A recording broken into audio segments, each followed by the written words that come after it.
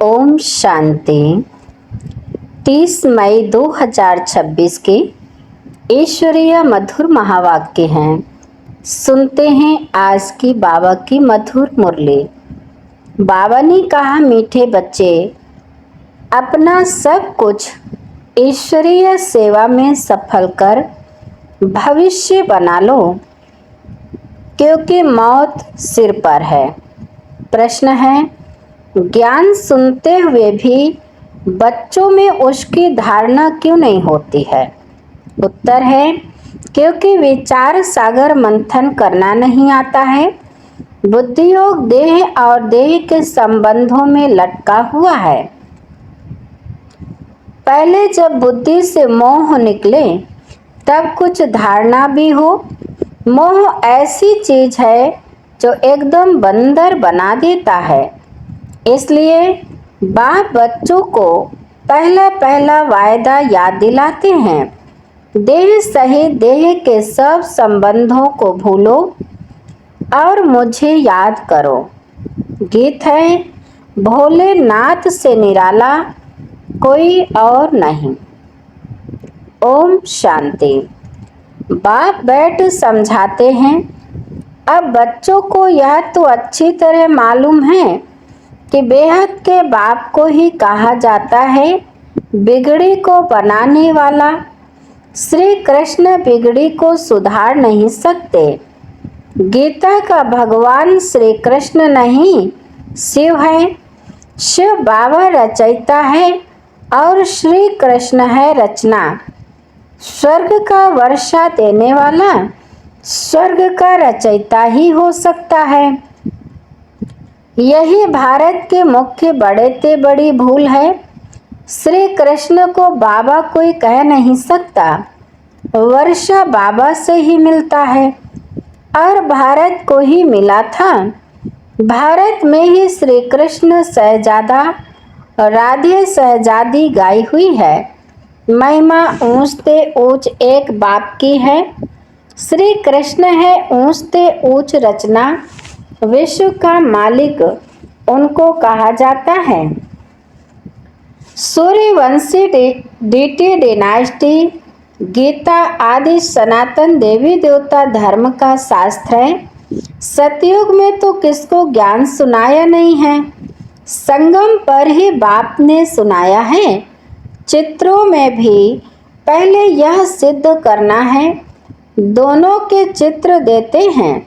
गीता का भगवान यह रचयिता है जो पुनर्जन्म रहित है, ना कि श्री कृष्ण रचना। तुम जानते हो, शिव बाबा ही हीरे तुल्य बनाते हैं। गाया भी जाता है, हीरे तुल्य कौड़ी तुल्य। बच्चों की बुद्धि में यह रहना चाहिए कि बाप का फरमान है, तुम मुझे याद करो और वर्षे को याद करो। वह है बेहद का बाप।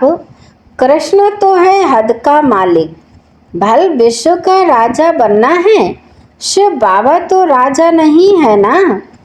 गीता के वास्तव में बड़ी महिमा है, साथ साथ भारत के भी महिमा है। भारत सब धर्म वालों का बड़ा तीर्थ है। सिर्फ कृष्ण का नाम डालने के कारण सारा महत्व उड़ गया है। इस कारण ही भारत कौड़ी तुल्य बन गया है तो ड्रामा अनुसार, परंतु सावधान करना होता है। बाप समझाते बहुत अच्छी रीति हैं। दिन प्रतिदिन गुह्य बातें सुनाते रहते हैं, तो फिर पुराने चित्रों को बदलकर दूसरा बनाना पड़े, यह तो अंत तक होता ही रहेगा। बच्चों को बुद्धि में अच्छी रीति रखना चाहिए।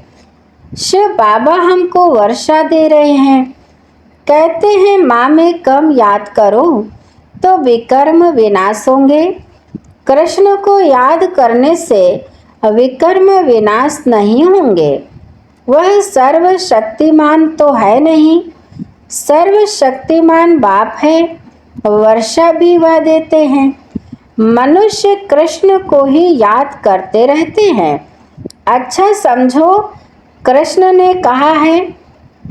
वह भी कहते हैं देह के संबंध छोड़ मामेकम याद करो। आत्मा तो बाप को याद करेगी ना। कृष्ण तो सभी आत्माओं का बाप नहीं है। यह सब विचार सागर मंथन कर बुद्धि में धारण करना चाहिए। कोई कोई मोह में फंसने के कारण फिर धारणा नहीं कर सकते हैं। तुम गाते आए हो और संग तोड़ आप संग जोड़ेंगे।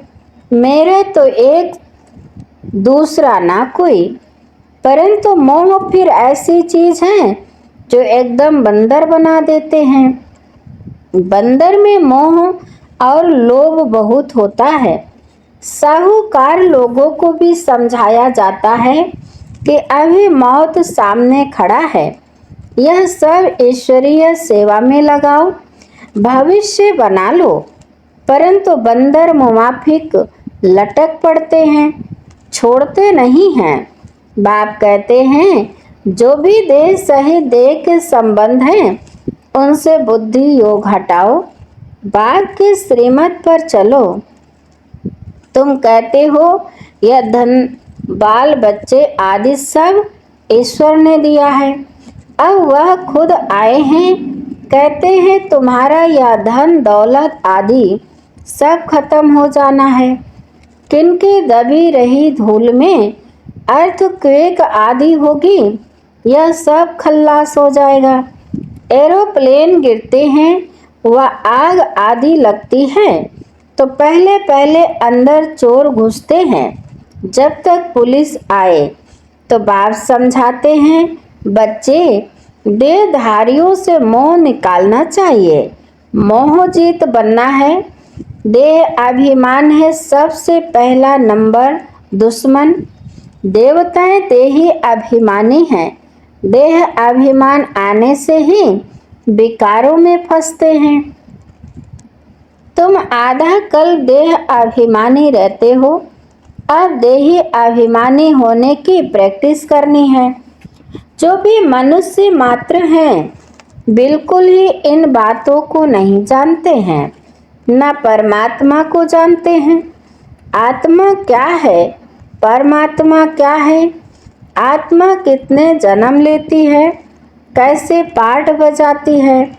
हम एक्टर्स हैं, यह किसको पता नहीं है। इसलिए आर्फन निधन के कहा जाता है।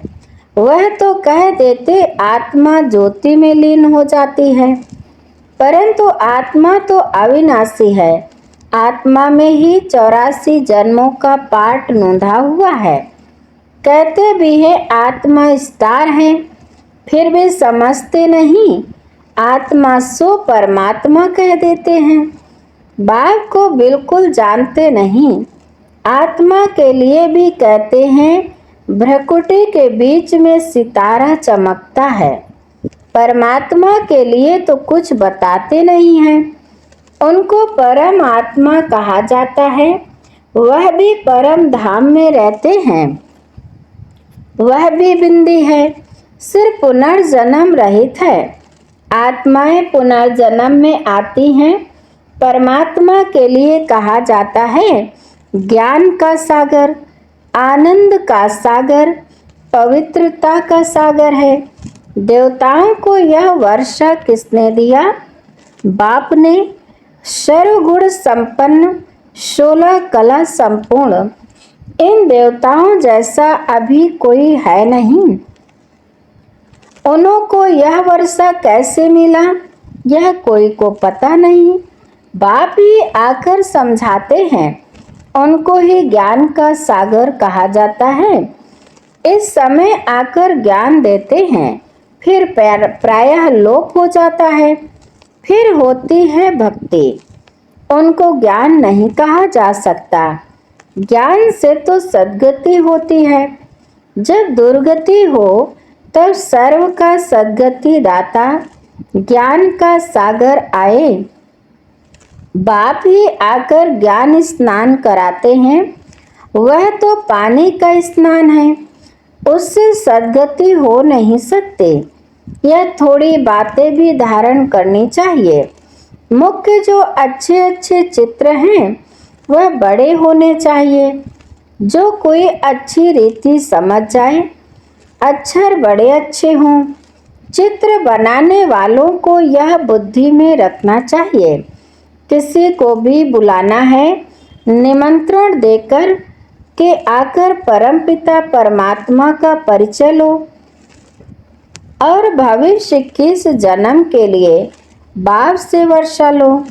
भाइयों बहनों, पारलौकिक बाप से बेहद सुख का स्वराज्य कैसे मिलता है, सो आकर समझो। बेहद के बाप से वर्षा पाना सीखो, इसमें डरने की तो बात ही नहीं। बुलाते रहते हैं, हे पतित पावन आओ। बाप भी कहते काम महाशत्रु है। पावन दुनिया में जाना है तो पवित्र जरूर बनना है। पतित उनको कहा जाता है जो विकार से जन्म लेते हैं। सतयुग त्रेता में विष होता नहीं, उनको कहा ही जाता है संपूर्ण निर्विकारी दुनिया। विकार है ही नहीं, फिर यह तुम क्यों पूछते हो? बच्चे कैसे पैदा होते हैं? तुम निर्विकारी तो बनो। बच्चा जैसे होना होगा वैसे होगा। तुम यह पूछते ही क्यों हो? तुम बाप को याद करो तो जन्म जन्मांतर के विकर्म विनाश हो जाए। यह है ही पाप आत्माओं की दुनिया, वह है पुण्य आत्माओं की दुनिया। यह अच्छी रीति बुद्धि में बिठाना है। भक्ति का फल भगवान आकर देते हैं। बाप ही सर्व की सद्गति कर स्वर्ग का मालिक बनाते हैं। बाप कहते हैं अब पवित्र बनो, माँ में कम याद करो। यह है महामंत्र। बाप से वर्षा जरूर मिलेगा। बाप कहते हैं तुम मुझे याद करो तो तुम शतो प्रधान बन जाएंगे। सीढ़ी पर समझाना है, दिन प्रतिदिन हर चीज सुधरती जाती है। इनमें क्लियर कर लिखना है, ब्रह्मा द्वारा आदि सनातन देवी देवता धर्म की स्थापना। जब आदि सनातन देवी देवता धर्म था तो और कोई धर्म नहीं था। जो पवित्र बनते हैं वही पवित्र दुनिया में आएंगे। जितनी ताकत तुम्हारे में भरती जाएगी उतना पहले आएंगे। सब इकट्ठे तो नहीं आएंगे, यह भी जानते हो। सतयुग त्रेता में देवी देवताएं बहुत थोड़े होते हैं, पीछे वृद्धि को पाते हैं। प्रजा में तो ढेर होंगे, समझाने वाले भी बड़े अच्छे चाहिए। बोलो बेहद के बाप से आकर के वर्षा लो। जिसको पुकारते हो हे बाबा, उनका वास्तव में नाम ही है शिव। ईश्वर व प्रभु भगवान कहने से यह नहीं समझते कि वह बाप है, उनसे वर्षा मिलना है। शिव बाबा कहने से वर्षा याद आता है। उनको कहते हैं शिव परमात्माए नमः। परमात्मा का नाम तो बताओ। नाम रूप से न्यारा कोई नहीं है, उनका तो शिव नाम है। सिर्फ सिवाय नमः भी नहीं कहना है। शिव परमात्माए नमः। हर एक अक्षर को बहुत अच्छी रीति क्लियर कर समझाना होता है। शिवाय नमः कहने से भी बाप का मजा नहीं आता। मनुष्यों ने तो सब नाम अपने ऊपर रख दिए हैं। तुम जानते हो मनुष्य को कभी भगवान नहीं कहा जाता है। ब्रह्मा विष्णु शंकर को भी देवता कहा जाता है। बाप रचयिता तो एक ही निराकार है। जैसे लौकिक बाप बच्चों को रचते हैं ना, वर्षा देते हैं, वैसे बेहद का बाप भी वर्षा देते हैं। भारत को विश्व का मालिक बनाते हैं। सारी दुनिया का पतित पावन एक ही बाप है, यह थोड़े ही कोई जानते हैं। हमारे धर्म स्थापक भी इस समय पतित हैं, कब्र दाखिल हैं। अभी सबकी कयामत का समय है। बाप ही आकर सबको उठाएंगे। कयामत के समय ही खुदा भगवान आते हैं। वही ज्ञान का सागर है, खिला हुआ है, लिखा हुआ है। सागर के बच्चे भस्मीभूत हो गए थे, अर्थात काम चिता पर बैठ काले आयरन एजेड बन गए थे। फिर सुंदर कैसे बनेंगे? बाप कहते हैं याद की यात्रा से। योग अक्षर कहने से मनुष्य मूंझ जाते हैं। बाप कहते हैं मुझे याद करो तो अंत मति सो गति हो। कितना सहज समझाते हैं। फिर भी यह बातें बुद्धि में क्यों नहीं बैठती हैं? देह अभिमान बहुत है, इसलिए धारणा नहीं होती है। बाबा बड़ी अच्छी युक्ति बताते हैं। बेहद के बाप ने जिसको याद करते हैं उसने क्या आकर किया? भारत को स्वर्ग बनाया था। हद का वर्षा तो जन्म जन्मांतर लेते आए हो। अब बेहद के बाप से 21 जन्म के लिए बेहद का वर्षा लो। सतयुग त्रेता में देवताएं राज्य करते थे। सूर्यवंशी, फिर चंद्रवंशी, सुवैश्यवंशी, फिर शूद्रवंशी। सो अक्षर डालने से सिद्ध होता है कि वही पुनर्जन्म लेते हैं। वर्णों में आते हैं। बाप समझाते तो सबको हैं। तुम सम्मुख बैठे हो तो खुश होते हो। कोई कोई के तकदीर में नहीं है तो सर्विस करते नहीं हैं। सर्विस करेंगे तो नाम होगा। कहेंगे बाबा की बच्चियां कितनी होशियार हैं, सब काम करती हैं, हमको स्वर्ग के बादशाही का वर्षा देती हैं। यह वक्खर माल भी देती हैं। यह चित्र है अंधों के आगे आईना। इसमें जादू आदि की बात ही नहीं है, पवित्रता की ही मुख्य बात है। समझते हैं यह अंतिम जन्म है। स्वर्ग में चलना है तो पवित्र जरूर बनना है। विनाश सामने खड़ा है, पावन जरूर बनना पड़े। सन्यासी घर बार छोड़ते हैं पावन बनने के लिए। बाप कहते हैं विनाश सामने खड़ा है, मुझे याद करो तो बेड़ा पार हो जाए।